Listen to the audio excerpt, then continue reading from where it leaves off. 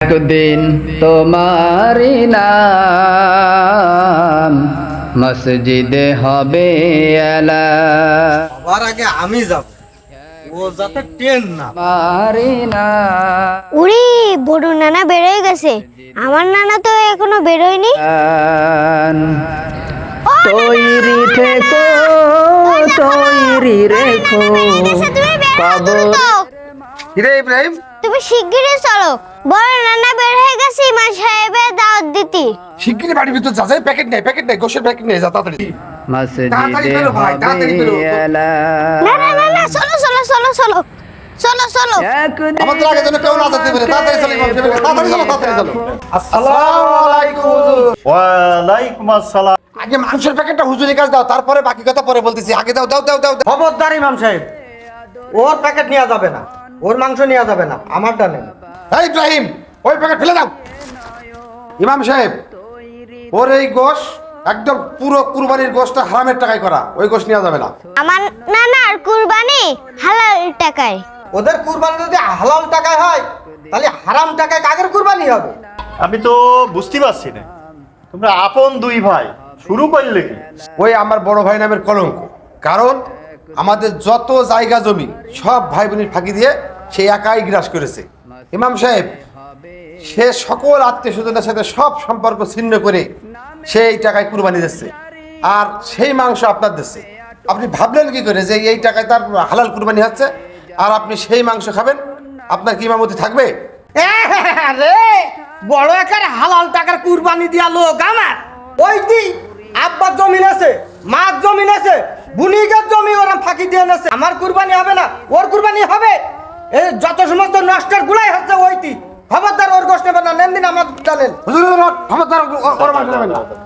আমার কুরবানি 100% হালাল, আর ওটা 100% হারাম হারাম। আমি আপনার জন্য কি সুন্দর সিনের গোশ নিয়েছি ইমাম সাহেব, ধরেন আপনি আমার। খবরদার ইমাম সাহেব, খবরদার ওই হারাম টাকার কুরবানির গোশত টাকা নেবেন না। আপনি আমারটা নেন, আমারটা আরে, নেন। আমারটা নেন। ওর মতো এত বড় খারাপ লোক এই পৃথিবীতে নেই। এই বেদব! ধরেন দিন ইমাম সাহেব, আমারটা নেন, আমারটা একেবারে হালাল। নেন, আমারটা নেন। ওর মতো শয়তান এই পৃথিবীতে আর কেউ নেই। আপনি আমারটা নেন, তুষার, আপনি আমারটা নেন। দেখিস এই দুটো করছে কি? আমার মনে হচ্ছে এদের কি করব। তোমরা তো আপন দুই ভাই, তুমি বড় ভাই, সে ছোট ভাই, এত নিচে নেমে গেছা তোমরা। ইমাম সাহেব, ওইসব কথা থাক, আপনি আমার এই মাংস নেন, আর দুপুরবেলা আমার বাড়ি আপনার দাওয়াত। সব কথা সব জায়গায় বলা যায় না। আপনি আমার বাড়ি দুপুরবেলা আসেন, খাতি খাতি সব কথা বলবানি। খবরদার ইমাম সাহেব, ওর ওই গোশ নেবেন না, ওর গোশ খাওয়াই যাবে না। আপনি আমার গোশ নেন, দুপুরবেলায় আমার বাড়ি আপনি খাওয়া দাওয়া করবেন। এত কথা তো এখানে বলা যাবে না। হ্যাঁ, ওর বাড়ি দাওয়াত খাবেন? ওর বউ হচ্ছে বড় বিয়াদব, সব সময় বেপর্দায় থাকে, আর আপনি তার হাতের রান্না খাবেন? হেই, আমার না নিজে এসে বাড়ি বেড়ালে বোরকা পরা। এই তোমার বউ যে বাড়ি বেড়ালে আসে গার কাপড় ফেলে দেয়। বিয়াদব কন্টেন্ট দেখেছেন? এই টুসকুনি বাচ্চার মাথায় ওরা কি ঢুকেছে, এখান থেকে তো বোঝা যাচ্ছে বিয়াদব কারা। আপনি দুপুরে আমার ওখানে খাবেন, 3-4 প্রকারের গোশত আছেই, আর ওই যে আমার ওই পুকুরির সব থেকে বড় কাতলা মাছ 5 কেজি হবে। ওই মাছের মাথাটা আপনার জন্য একটা স্পেশাল ভাবে রান্না করেছে। এতক্ষণ মনে হয় রান্না হয়ে গেছে মনে হয়।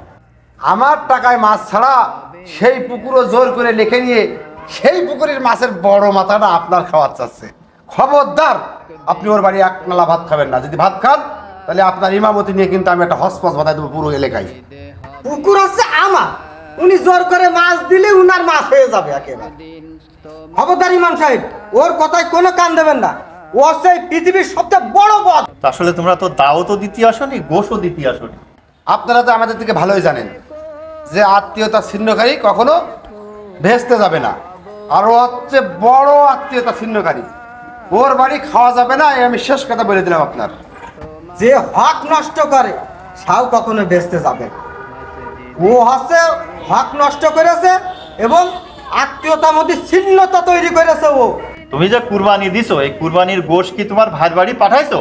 আপনি কি পাগল হয়ে গেছেন নাকি যে ওর বাড়ি আমার কুরবানির গোশ পাঠাবো? তাহলে কি আমার কুরবানি হবে নাকি? তুমি কি তোমার কুরবানির গোশ তোমার ভাই বাড়ি পাঠাইছো? আমার হালাল টাকার কুরবানি দিয়া গোশ ওই শয়তানের বাড়ি আমি পাঠাবো? আপনি কি ভাবলেন? আপনি কে প্রকৃত দোষী জানে আল্লাহ।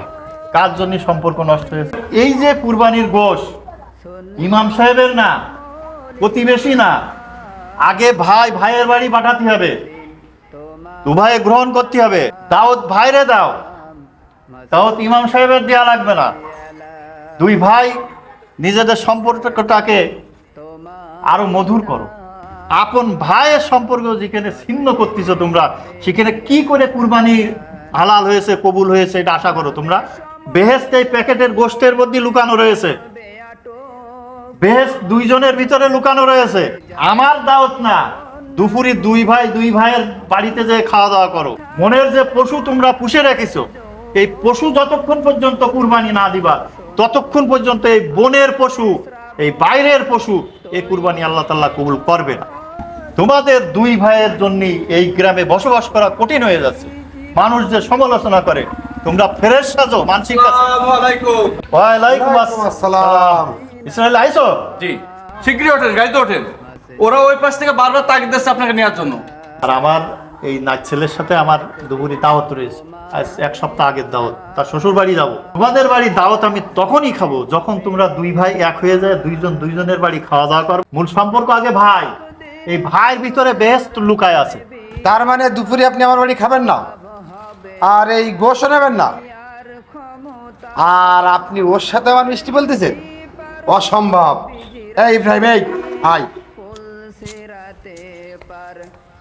আপনি গোস্ত নেবেন না, আমার বাড়ির দাওয়াত খাবেন না, এ কথা আগের থেকে বললি হয়তো। এই এত সময় না কি দরকার ছিল? আর ওর সাথে মিষ্টি খাচ্ছে?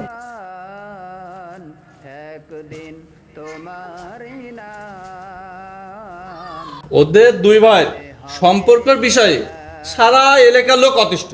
তো ওদেরকে আজকে দুই ভাই এক জায়গায় করলেন কিভাবে আপনি? চলো জাতি জাতি বল বলে। মসজিদে হবে এলান।